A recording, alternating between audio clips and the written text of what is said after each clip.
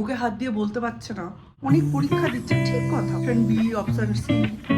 কেউ যদি একটা মেন টার্গেট থেকে সরে গিয়ে বিড়াল দেখে ভয় পাচ্ছ, মা এখানেই জন্মেছে, ও এখানেই জন্মেছে, সব এই একই জায়গায়, এর ভেতরে ঢুকে আছে। ও বাবা, ওর মা তোমাকে দেখলো, দেখে ওইদিকে চলে গেল, জানে কোনো ক্ষতি হবে না। কিরকম বদমাইশ। আর এদের অবস্থা দেখুন, এখানে বসে রয়েছে, এর মাও এখানে, এরাও এখানে। এইটা মনে হয় চোখে একটু কম দেখে, যেটা দেখে সেটা চলে গেছে, পালিয়েছে। ওই দেখুন, বাস্তু ভিটে, বাস্তু সাপ সব শুনেছে, বাস্তু মশা শুনেছে, আমার বাড়িতে আছে। অলরেডি সরস্বতীদি কাজ করে চলে গেছে, সমস্ত দরজা জানলা ওপর নিচের বন্ধ। এখন দরজাগুলোও বন্ধ হয়ে যাবে, ভেতরে মশার ধূপ জ্বলবে। সারাটা দিনে একটা মশা নেই, কিন্তু সন্ধেবেলা যেই পড়াতে বসাবো, পুরো পিলপিল করে মশার আর্মি আমাদের অ্যাটাক করবে। তাহলে এগুলো বাস্তু মশা না? কোথায় থাকে, কি করে ভগবান জানে। আজকে প্রচুর কাচাকুচি আছে, আজ আর কাল কাচাকুচিগুলো ম্যানেজ করে না রাখলে 27-28 পরপর 2 দিন পরীক্ষা, এটা কিছুতেই ম্যানেজ করা যাবে না। রান্না বান্নাও বেশি করতে হবে। মিস্টার বিশ্বাস আবার এক্সট্রা করে টাকা দিয়ে গেছেন যাতে বাজার দোকান করে রাখতে পারি। মা, এখানে আবার দুধ পড়লো কোথা থেকে? কি যে হচ্ছে না, ভালো লাগছে না। এতক্ষণ আমি পড়ছিলাম ক্লাস 8-এর আদাব, এই গল্পটা, এটা নিয়ে এখন জানো প্রচণ্ড ঝামেলা হচ্ছে, কিন্তু এই গল্পটার মধ্যে যে জিনিসটা পজিটিভলি আছে সেটাকে গ্লোরিফাই না করে একটা ক্ষুদ্র স্বার্থে এই গল্পটাকে ব্যবহার করা হচ্ছে। এই গল্পটার যে এরম একটা এক্সপ্লেনেশন হতে পারে, এটা আমি কোনোদিন ভাবিনি। গল্পটা আগেও বহুবার পড়েছি, এখন আবার পড়লাম, যে কিছু কি মিস করে গেছি আমি, দেখলাম না, আগে যে মানেটা বুঝেছিলাম সেই মানেটাই সত্যি।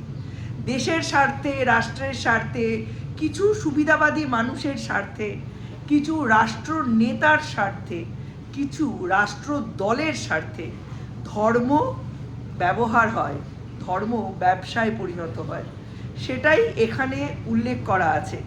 আসলে যায় তো সাধারণ মানুষের, ক্ষতি হয় সাধারণ মানুষেরই।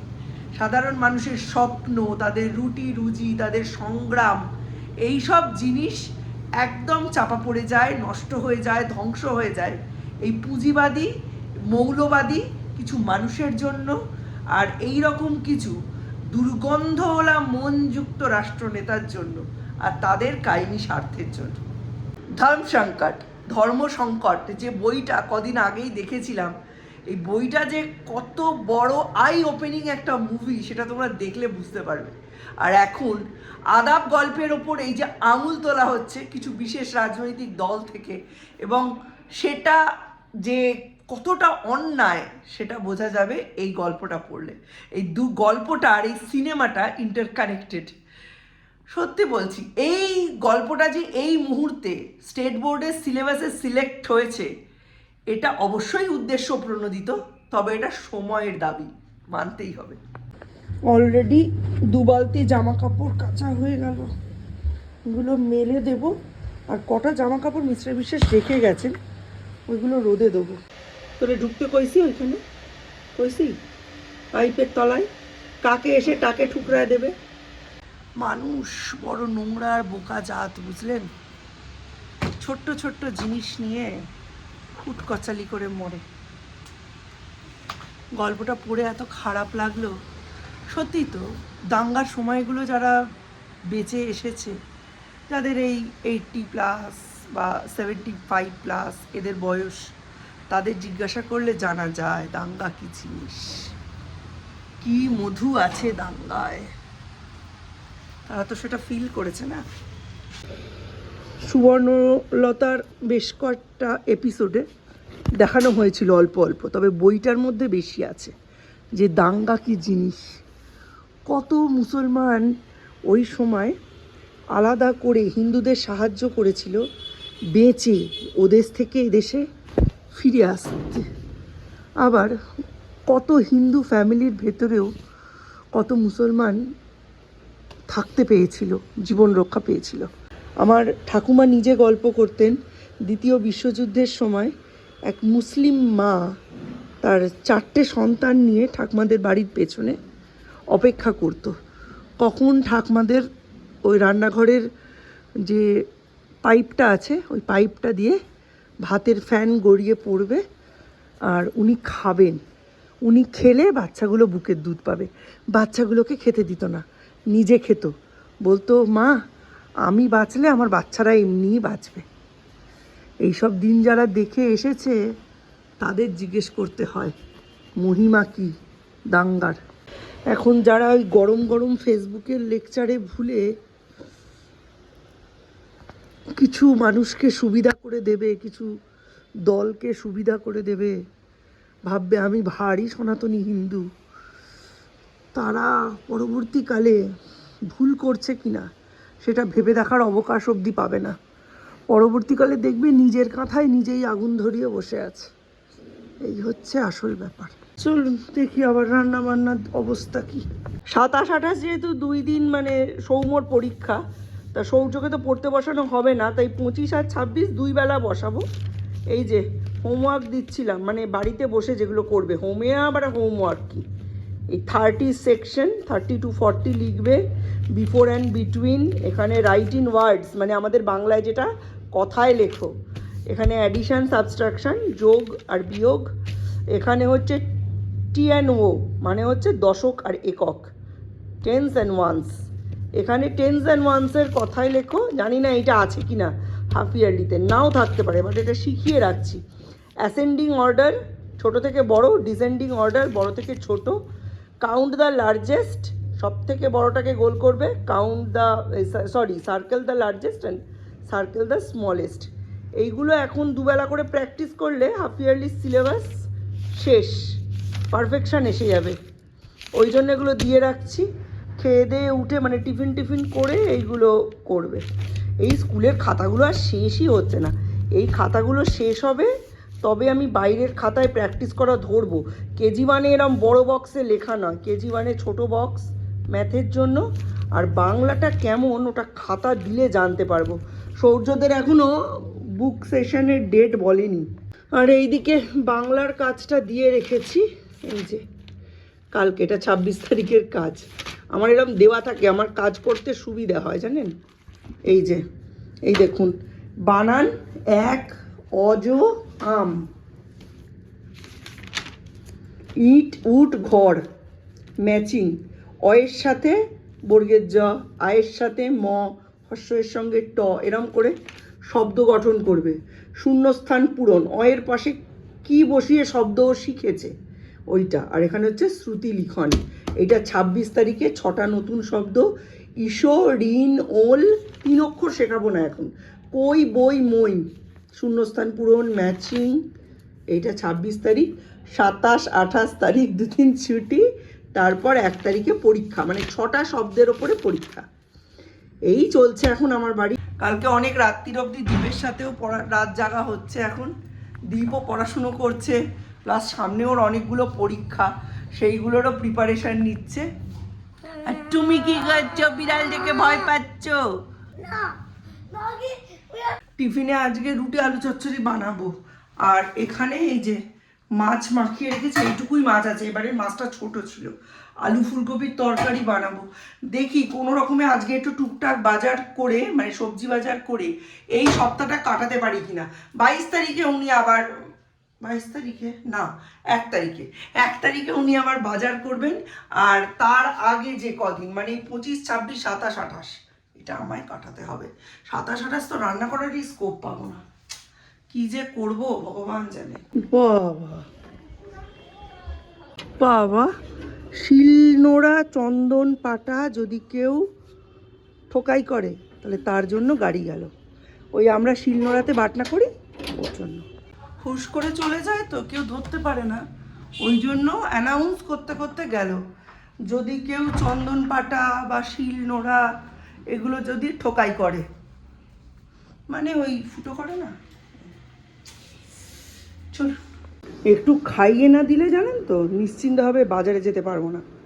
একটু এই বই খাতাগুলো একটু সাইড কর, খাবারটা দিই।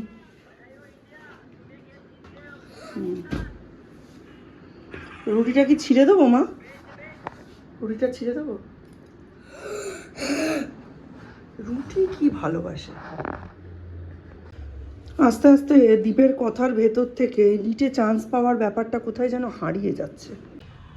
আমার ওর ওপর যতটা বিশ্বাস, ওর নিজের ওপর ততটা বিশ্বাস নেই, জানেন তো।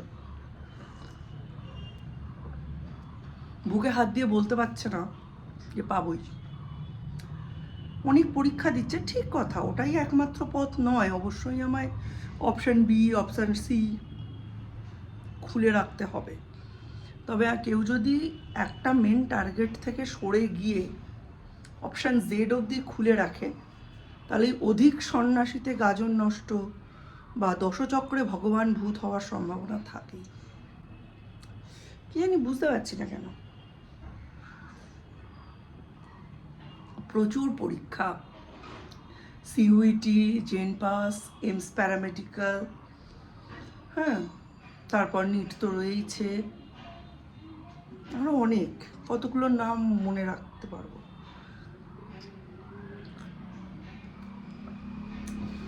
বুঝতে পারছি না। মিস্টার বিশ্বাস যে টাকাটা দিয়েছেন, ছোটোকে তো টিফিন দিয়ে দিলাম, অল্প টাকা দিয়ে গেছেন, মানে সপ্তাহে তো শেষ, রবিবারে তো বাজার হবে 1 তারিখে, তো ওই জন্য দীপকে দিয়ে আর পাঠাবো না, আমিই যাই। অল্প টাকার মধ্যে তো, বেশি টাকার মধ্যে হলেও বেশ বাজার করাটা এনজয় করে। আমি যাই। পেঁয়াজ আনতে হবে, বেগুন আনতে হবে, আর দেখি ফুলকপি টুলকপি যদি কিছু পাই। লাউ চাল কুমড়ো আর আনবো না, সময় লাগে তো, পরীক্ষার সময় এত সময় দেওয়া যায় না। সেদিন ড্রয়িং কম্পিটিশান হয়েছে, এইটা এঁকেছে শ্রেয়া আর এইটা এঁকেছে সৌর্য। ও কেন কি জানি মায়ের ক্রেজ থেকে বেরোতেই পারছে না।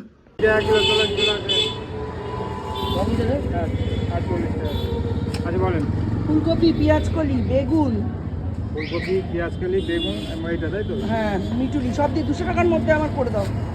আমি এর মধ্যে আর আসছি না, পরীক্ষা। তোলেন।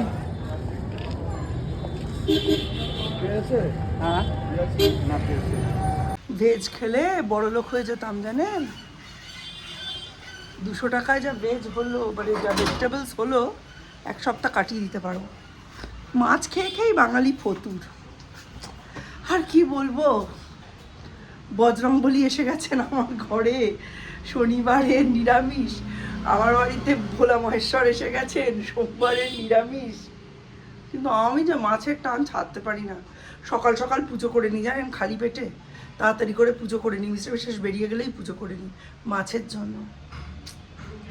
একটা জলের জীব আমার নরকে টেনে নামাচ্ছে, কি আর বলবো। সৌর্য এখন দীপের সাথে বেরোলো মুদিখানা করতে। 1 ঘন্টা 10 মিনিট দেখলাম মম মিশন ওভার মার্স। বাবা দরজাটাই বন্ধ করতে পারছি না।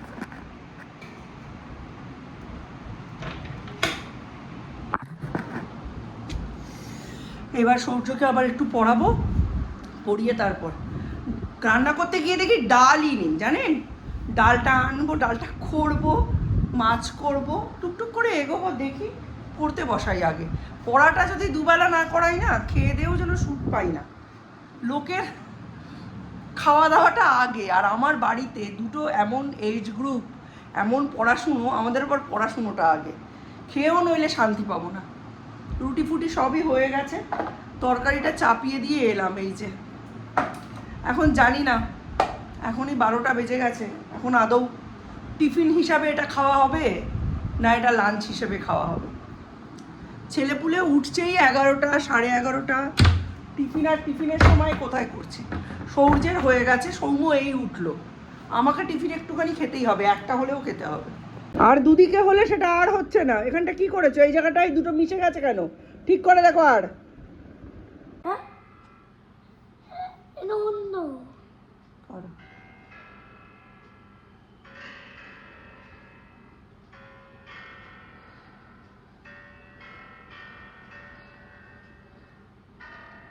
Anywhere you go,